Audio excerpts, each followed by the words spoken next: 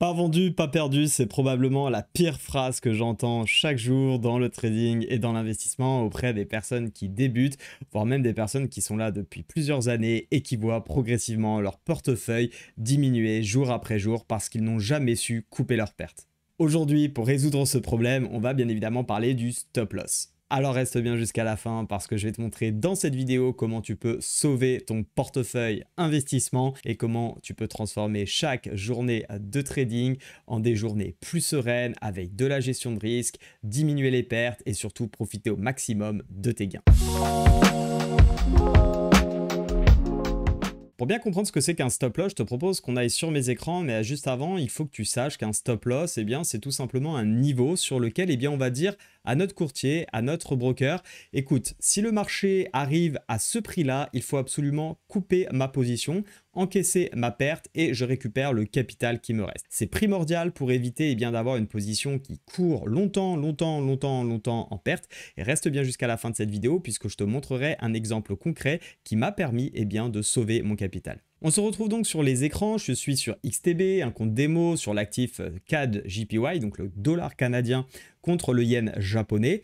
Et imaginons ici pour X raisons qu'on ait un setup vendeur, ok, et on a envie de vendre. Hop, je clique, je rentre en position. Très bien. Qu'est-ce qui peut se passer désormais? Soit le prix baisse et dans ce cas-là, c'est super, nous allons encaisser des profits. Soit à l'inverse, on pourrait avoir un prix qui décide tout simplement, titré n'a pas voulu marcher, mais un prix qui décide de remonter. Et tu te doutes bien que si le prix monte, tout ça, c'est non seulement des pertes que nous sommes en train de générer, d'accumuler. Donc je te disais bien que tout à l'heure, pas vendu, pas perdu, c'est faux, parce qu'actuellement, on perd quand même de l'argent. Latent, certes, mais on perd de l'argent. Et surtout, on a un capital qui est immobilisé et qui nous empêche de trader. Et donc pour ça, on va pouvoir positionner ce qu'on appelle un stop loss. Alors ici, TB, quand tu es déjà en position, tu as la possibilité tout simplement de le prendre ici et de le glisser. Et là, qu'est-ce qui se passe? Il se passe que si on vient chercher ce prix, exactement ce niveau-là, automatiquement, XTB va clôturer ma position. Ça me permettra de limiter mes pertes. D'ailleurs, par exemple, par rapport à ce que j'ai, alors je sais pas, j'ai 20 000 là sur le compte démo, on a 13 pips, ça représenterait un stop loss qui nous permettrait de perdre 91 centimes. Bon, peu importe, mais l'idée, c'est vraiment de couper la perte et je sais que à ce niveau-là, combien je vais perdre. Comme ça, au moins, je suis déjà beaucoup plus serein et je vais pouvoir me protéger en cas de perte. Alors bien évidemment, c'est très bien de savoir ce que c'est qu'un stop loss, mais un stop loss, ça fait partie intégrante d'une stratégie. Tu ne vas pas le positionner n'importe où et c'est le deuxième point de cette vidéo. En effet, je te le disais, le stop loss, il faut le placer en fonction d'une stratégie, de niveau technique et pour cela, il va falloir absolument que tu saches faire de l'analyse technique.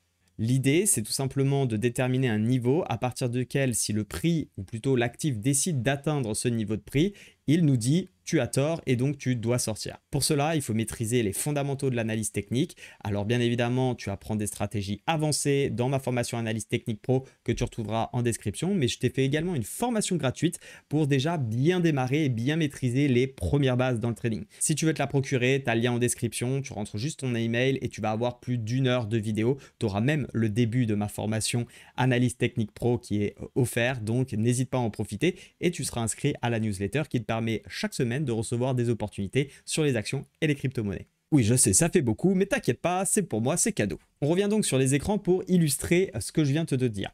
Alors, c'est très bien d'avoir placé notre stop loss ici, au moins on a déjà placé un stop loss. Ce qui est déjà la première erreur des débutants, c'est de ne pas en placer. Donc déjà nous, on respecte ça, on place un stop loss. Maintenant, le stop loss ne s'improvise pas. Il s'intègre dans une stratégie et je te disais dans des analyses complètes.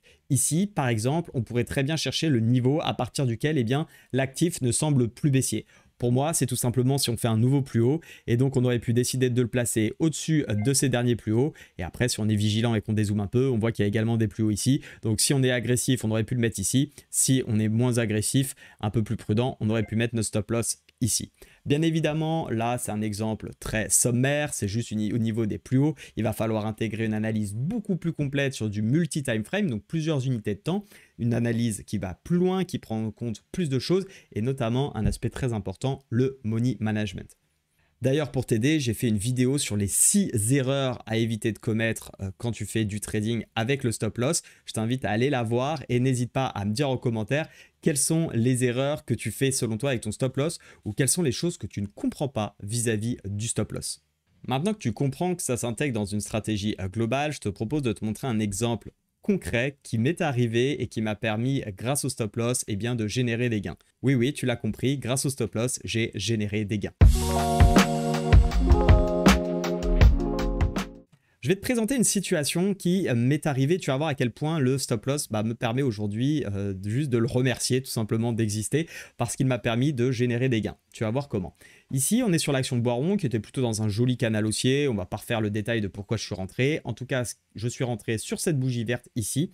Donc sur le fait que ça tienne en fait le niveau de notre oblique que j'avais identifié. Et j'avais mis un stop loss à ce niveau-là. Pourquoi? Parce que c'était sous le dernier plus bas. Encore une fois, c'est un peu plus poussé que ça la raison. Mais peu importe, ce qu'il faut bien comprendre, c'est qu'en fait, je suis sorti de position avec une perte de 4... ouais, c'était pas loin de 5. Donc j'ai dû rentrer un peu plus haut, mais peu importe. On va dire 4,5%, ce qui fait, imaginons que j'avais mis 1000 € sur cette position, eh bien j'ai perdu 45 €, mais par contre j'ai récupéré 955 € de côté. Ok?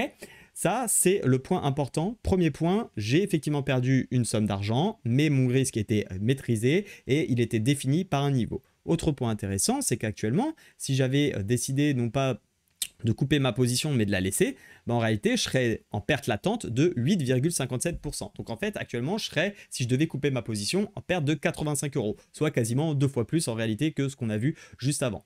Ça c'est le deuxième point. Donc tu vois bien que déjà j'ai perdu moins que ce que j'aurais pu prétendre perdre. Mais ça va bien plus loin parce que là tu pourrais me dire, bah oui mais imagine ça repasse au-dessus. Oui, mais ce qu'il faut savoir, c'est que le capital, je l'ai fait travailler en attendant puisque j'ai eu une autre opportunité. Donc non seulement j'ai évité le risque que ça continue de chuter, mais en plus j'ai eu la chance d'avoir une autre opportunité sur Schneider Electric à ce niveau-là, où la même semaine, enfin quelques jours après plus exactement, sur le retour ici, c'était en mars, voilà, le 20 mars, c'était sur le pullback de ce dernier plus haut parce que je voulais jouer la continuation haussière, eh bien je suis retourné avec 1000 € en position. Donc certes j'avais perdu 45 tout à l'heure sur l'autre position, mais par contre depuis, eh bien j'ai de la chance parce que la position n'est absolument pas perdante, elle est montée tout de suite et je suis à grosso modo entre 15 et 17% en fonction des jours parce que ça fluctue.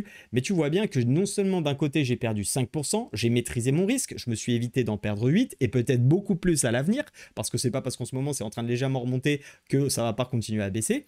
Et j'ai surtout pu récupérer mon capital et aller le faire travailler sur une autre opportunité que j'avais qui pour le coup elle m'a donné raison. J'ai coupé mes pertes et je laisse courir mes gains. J'ai fait moins 5%, je suis actuellement à plus 17%. Et tu vois ici toute l'importance du stop loss. Le stop loss a vraiment été ici une protection qui me permet d'ailleurs même de gagner de l'argent aujourd'hui. Alors que quelqu'un qui aurait tradé 100, non seulement il n'aurait pas pu récupérer le capital par exemple pour aller se positionner ici, si imaginons il est totalement exposé, et puis surtout il serait en position bien plus perdante que moi. Tu vois donc l'importance du stop loss et qu'il faut vraiment le voir comme une protection et non comme une sanction.